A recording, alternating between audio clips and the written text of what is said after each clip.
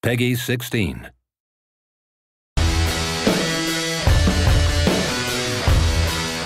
In the next 48 hours, game developer Monolith and parent company Warner Bros. Interactive Entertainment hope to gain new insight into a top-secret, unannounced console-based MOBA game that is entering the final stages of development.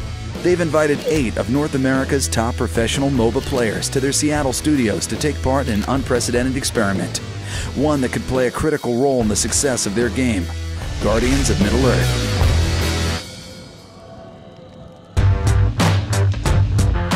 We're really excited to show you the game today.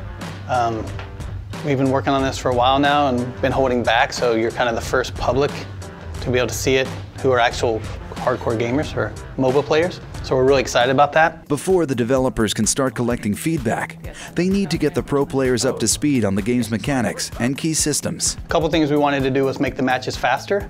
We thought gamers would want to be in and out and on to the next round faster than you typically find in a PC MOBA. The other thing is, in general, all of the things that you put on your loadout are going to be stuff you slowly progress to unlock over the course of playing, leveling your profile, and earning coins to use to unlock all these different things. Bringing in a group of professional MOBA players to sort of give us feedback is a huge win for us trying to feel it out. Obviously, our day job is trying to make the game. Their day job is playing the game and really understanding what works and doesn't work about it. So like Gandalf, for example, is like a really good beginner guy because he does a lot of AoEs. So one thing we'll probably do, I think we've talked about it at least, is like mark guys, whether they're sort of beginner or like medium or hard guys to play. We really hope to make Guardians of Middle-Earth a more fast-paced game since it's on the console. We know that console gamers usually want to jump into a round, finish the round, win or lose, and then start a new game. So we really wanted the matches to be short and action-packed. As we really nail down exactly all the features in the game, finish all the feature work, we're going to be able to incorporate some of this feedback.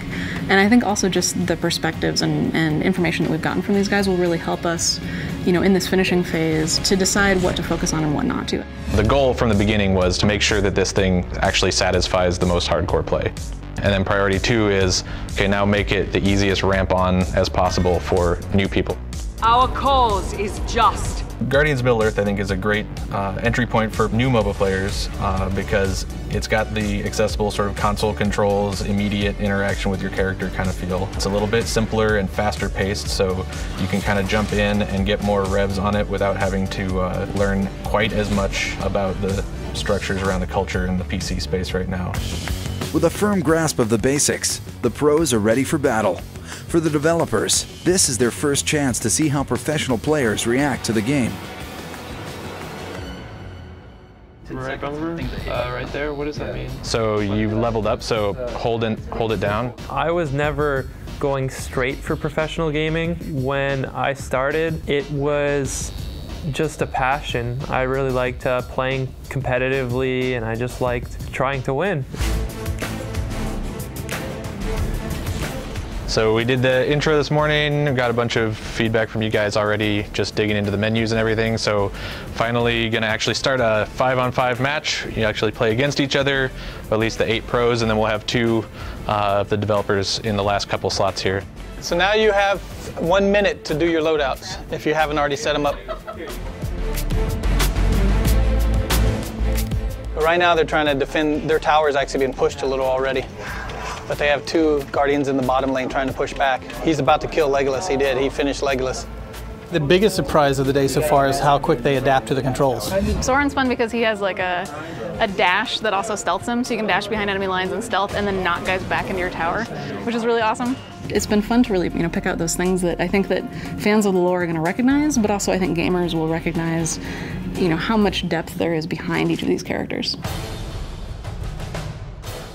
The developers are working towards a balanced game where no one player has a distinct advantage and matches end around a sweet spot of 15 minutes. But the players are finding that not all Guardians are created equal, and matches last twice as long as expected. Oh, now you're going to prolong it because you're actually going to kill all of them, huh? Oh my God. That was close. Oh that was my close. God. I think I just 1v5'd them and then killed everybody. I started playing games, well, I wouldn't say professionally, but I started playing games a lot as an escape from reality, I guess, and now it is the reality, so I'm quite happy with that.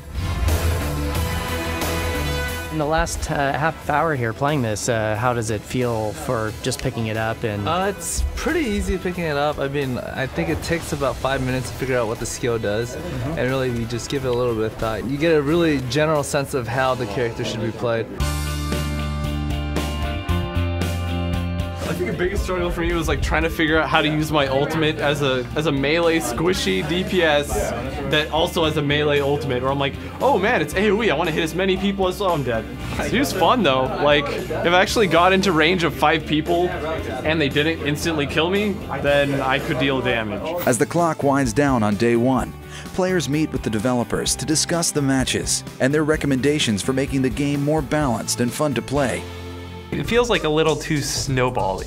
You know what I mean? One of our major issues in the game right now is snowballing experience levels, where one team will get ahead in experience levels compared to the other team, and it's a very hard pull to try to get the other team back again, to make a shift back if their player skill dominates over the other team. If the team drags it out until level 14, everybody would be at their maximum potential, and it's really just going to come down to who is going to fight better, who's going to perform better in a team fight environment. Essentially, at some point in time, you can't end the game because the soldiers aren't killing towers quickly enough, and people are just wiping the waves, and that kind of stagnates the game as well. While the players are treated to a team dinner, a dedicated group of developers stays behind to work into the night, implementing the players' suggestions. The team at Monolith only has one chance to impress the pro gamers with a fast turnaround. As the game's delivery deadline looms, the players will have one more day to play Guardians of Middle-Earth, test the changes, and offer a final assessment. Coming up in part 2. Right now we got the guys back in this morning. Last night they gave us some good feedback. We made some changes. They're playing a new build now. I look forward to seeing the differences in what you find just overall in the game.